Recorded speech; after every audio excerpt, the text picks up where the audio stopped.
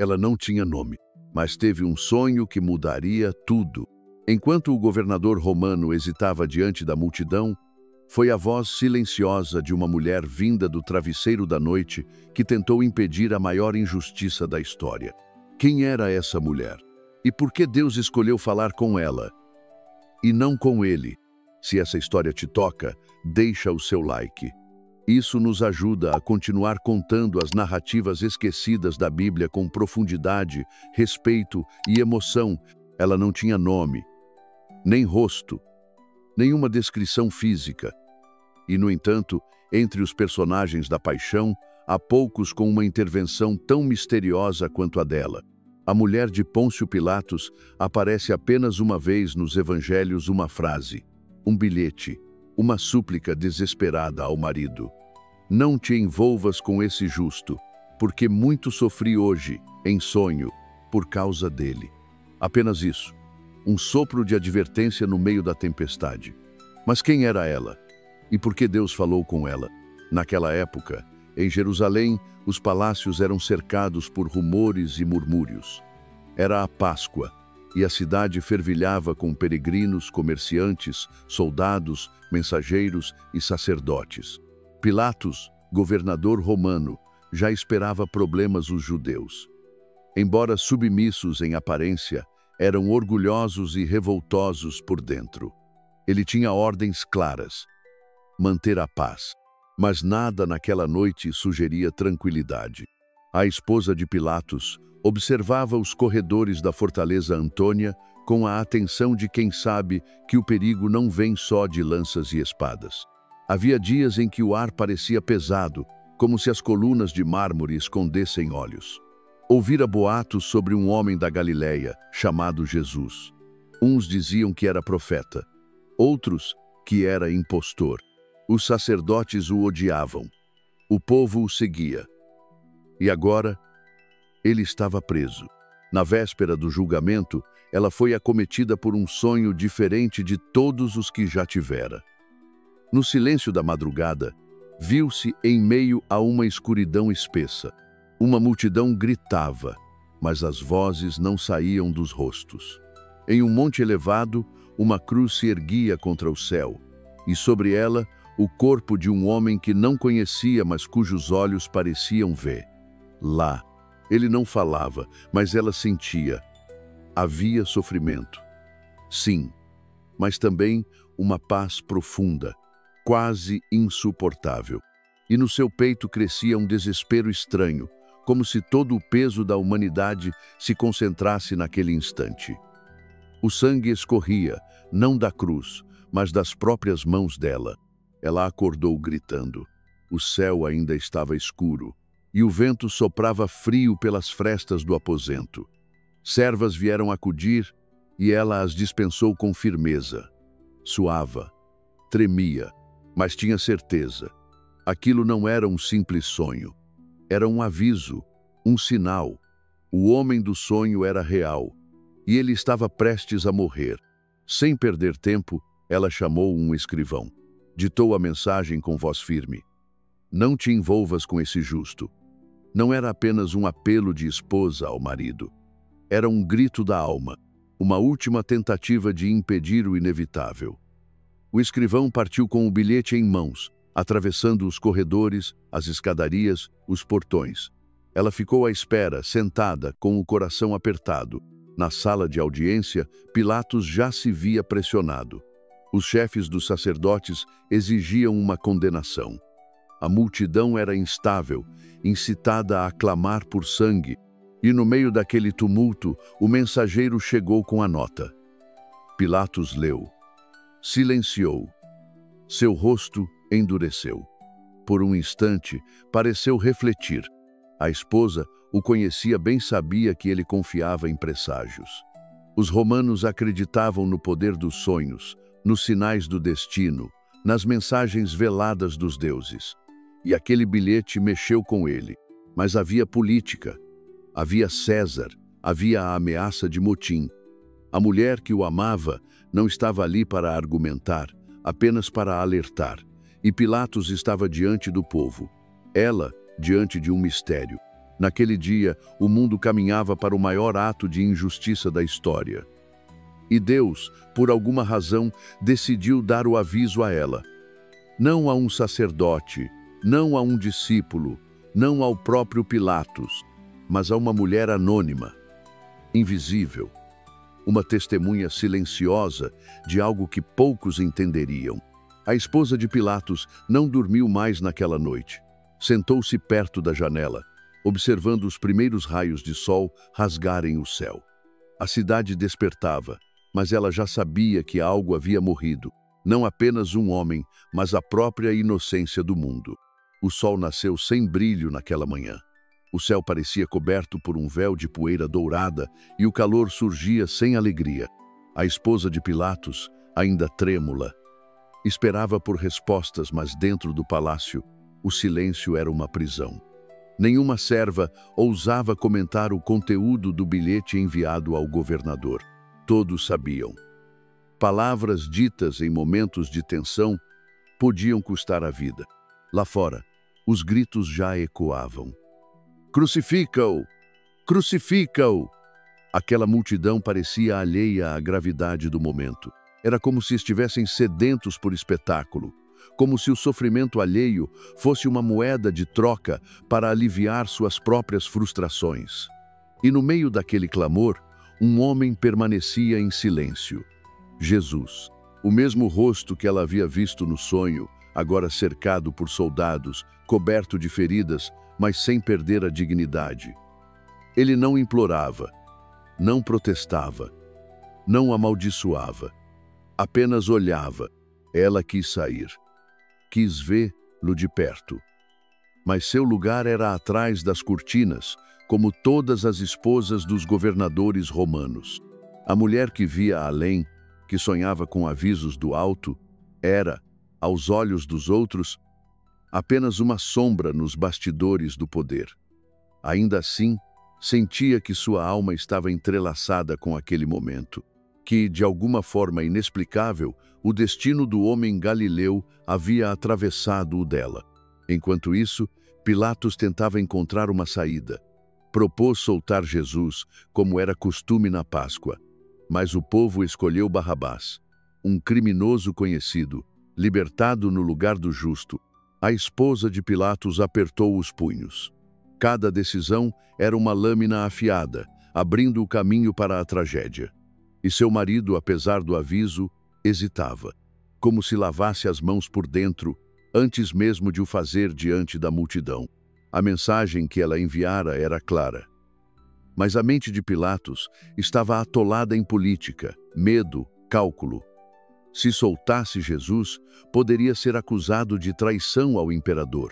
Se o condenasse, talvez evitasse um motim. Entre a justiça e a conveniência, Pilatos escolhia sobreviver. E a voz da mulher que dividia sua vida, seus dias, seus sonhos, parecia ecoar em vão. Pela fresta da janela, ela viu quando ele se levantou diante do povo. O bacia com água foi trazida. E o gesto mais famoso da história aconteceu, o lavar das mãos. Um símbolo de distância, de negação, de suposta neutralidade. Mas ela sabia. Nenhuma água, por mais pura, poderia limpar a culpa de entregar um inocente à morte. O olhar de Pilatos, naquele instante, procurou o dela. Por um breve segundo, os dois se viram e ele soube que ela sabia. A esposa não disse nada, apenas baixou os olhos. Não havia mais súplicas, nem esperanças. O sonho havia falado. O justo seria condenado. E os céus, os céus pareciam conter o fôlego, como se aguardassem pelo golpe final. O som dos chicotes, o peso da cruz, o caminhar lento pelas ruas estreitas de Jerusalém. Tudo isso ela ouviu sem sair de seu quarto. A cidade havia se transformado num palco de horror. Mas para ela, o horror já havia começado na madrugada, no silêncio das visões. Era como assistir a uma profecia se cumprir em tempo real. E nada podia ser feito. Ela se sentia entre o palácio e a cruz. Presa, testemunha de algo muito maior do que o Império Romano, do que César, do que os sacerdotes. Algo eterno. o drama da salvação e da condenação, a encenação do juízo e da compaixão. E tudo isso passava por ela, por dentro, como se sua alma também estivesse sendo crucificada. Ali, entre paredes de pedra, ela chorou em silêncio. Não por si mesma, nem por Pilatos. Chorou por aquele homem, por sua dor, pela injustiça, pela multidão cega e pelo mundo que ainda não sabia o que estava perdendo. O pátio do pretório estava repleto de vozes, mas ela só ouvia o silêncio. Um silêncio denso, feito de angústia, de espera, de impotência. O julgamento acabara, mas dentro dela o processo ainda não tinha fim. Ela vagava pelos corredores do palácio como quem perdeu um filho que nunca pôde embalar. Em cada passo, o peso de ter sabido e não ter sido ouvida. Pilatos não voltou direto para os aposentos. Ficou sozinho por horas, contemplando as mãos limpas que não podiam mais se esconder. Ela o observou de longe, sem entrar. Sabia que nada poderia ser dito agora que não fosse tarde demais. Ele tentara lavar a culpa com água, mas a água não toca a alma. E o olhar dele, aquele olhar vazio de homem que se traiu para sobreviver, a feria mais do que qualquer palavra. Lá fora, o povo acompanhava o condenado, a cruz sobre os ombros, os guardas empurrando, os curiosos seguindo, as mulheres chorando, e ele, o justo, caminhava sem rancor. Ela não precisou vê-lo para saber. Sentia dentro de si o eco do sonho, como se cada passo de Jesus em direção ao Gólgota fosse uma martelada na porta de sua consciência. Naquele momento, ela se lembrou de todas as manhãs em que observara o marido governar com frieza. De todas as noites em que escutava histórias de execuções, revoltas sufocadas, prisioneiros esquecidos, nunca interviu, nunca questionou. Seu papel era o do silêncio, mas naquele dia, algo rompeu. A voz do céu a havia alcançado, e o que viu em sonho transformou sua alma em testemunha. A cruz foi erguida, o sol escureceu, e uma angústia percorreu os céus e a terra, como se o próprio mundo estivesse de luto. Ela não viu a cena, mas viu o céu, escuro como se fosse noite. O vento cortava as palmeiras com violência, e os pássaros haviam desaparecido. Dentro do palácio, a luz tremeluzia como se recusasse a continuar acesa. Ela se ajoelhou, não sabia para quem orava, mas orava. Algo maior do que Roma estava acontecendo e ela fazia parte disso. Ainda que do lado errado da história, Pilatos entrou, os olhos fundos, as mãos inquietas. Não falou com ela, não precisava. O silêncio entre os dois era feito de feridas abertas. Ele passou por ela como quem atravessa um campo de ruínas. Sentou-se, mas não descansou. Apenas afundou-se em si mesmo. Ela se aproximou devagar. Queria tocar seu ombro, dizer que entendia, que tentou impedir. Mas o que sairia da sua boca? Que tipo de consolo pode haver quando se entrega um inocente à morte? Nenhum toque salvaria aquele instante. Nenhuma palavra lavaria a culpa. Então ela permaneceu ali, em pé, como uma estátua viva, símbolo daquilo que poderia ter sido. Mas não foi. Horas depois, a notícia chegou. Ele havia morrido. E com a notícia, um frio estranho atravessou os corredores. Os guardas estavam inquietos. O centurião que presenciara a crucificação dissera em voz alta: verdadeiramente este homem era filho de Deus. A frase ecoava como um trovão nos salões de pedra. Ela foi até a sacada e olhou para o céu. Não havia lágrimas, só vazio.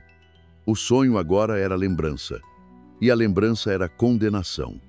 A dor de quem viu antes e não conseguiu impedir. Quando a noite caiu, Jerusalém parecia uma cidade fantasma. As ruas estavam vazias e o templo silencioso. A mulher de Pilatos sentou-se diante de uma pequena lamparina e releu mentalmente cada segundo do dia.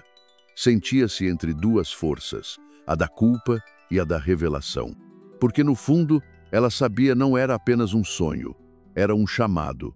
E talvez, ao ser a única a receber, Lô tivesse sido escolhida. Não para mudar o destino, mas para não esquecer. Lô, ela se deitou sem sono, os olhos fixos no teto, na sua mente, o rosto de Jesus. No coração, o peso da cruz. E uma pergunta que jamais encontraria resposta. Por que Deus falou com ela? Na madrugada, Pilatos finalmente falou. Baixo, como se falasse consigo mesmo. Ele era inocente. Ela não respondeu. Apenas olhou para ele. Pela primeira vez, o viu como um homem frágil, um homem ferido por sua própria covardia. E o perdoou. Não por ele merecer, mas porque sabia que guardar aquele peso a destruiria. E talvez, só talvez, fosse esse o verdadeiro sentido daquele sonho. Carregar um pouco da dor do justo para que o mundo não a esquecesse. Os dias seguintes passaram como sombras longas. A cidade voltou lentamente ao seu ritmo, como se quisesse esquecer. Os sacerdotes retornaram ao templo, os soldados às patrulhas e os mercadores ao barulho das moedas. Mas ela não conseguia mais ver o mundo com os mesmos olhos. Algo dentro dela havia quebrado. E por trás da vida comum, tudo agora parecia encenado, irrelevante, vazio. Pilatos tentava manter a ordem. Sua autoridade permanecia intacta, mas seu semblante era outro. O homem que outrora impunha respeito com um gesto, agora se mostrava inquieto, dividido, distante. A esposa o observava calada.